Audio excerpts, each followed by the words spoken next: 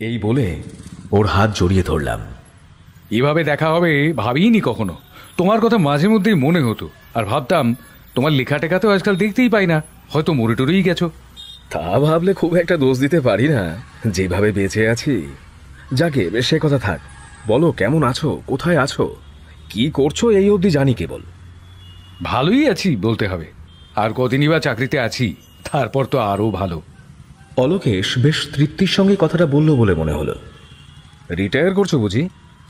কিন্তু ছেলে পিলে, দায় দায়িত্ব। রিটায়ার তাই করলুম বলে, আর কি বললে? ছেলে পিলে? বিয়েই করা হলো না, তা আবার ছেলে পিলে।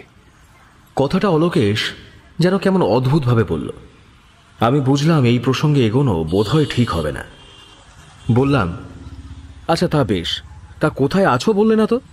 একদিন তোমার বাড়ি না হয় যাব, জমিয়ে কথা বলা যাবে, হয়তো নিজেদের হারিয়ে যাওয়া দিনগুলোর কথাও মনে পড়বে। কি বলো? হ্যাঁ। অলোকেশ কেমন যেন গম্ভীর হয়ে বলল, থাকি তো সল্টলেকের এক কামরা একটা ফ্ল্যাটে, সেখানে নিজেরই নড়ে চড়ে বসার জায়গা নেই, কোনো রকমে যা গুঁজে থাকা। সে কি কথা? কার কাছে যেন শুনেছিলাম তুমি পার্ক সার্কাসে একটা মোটামুটি বড়সড় পুরনো বাড়িতে থাকো। থাকতাম, এখন থাকি না।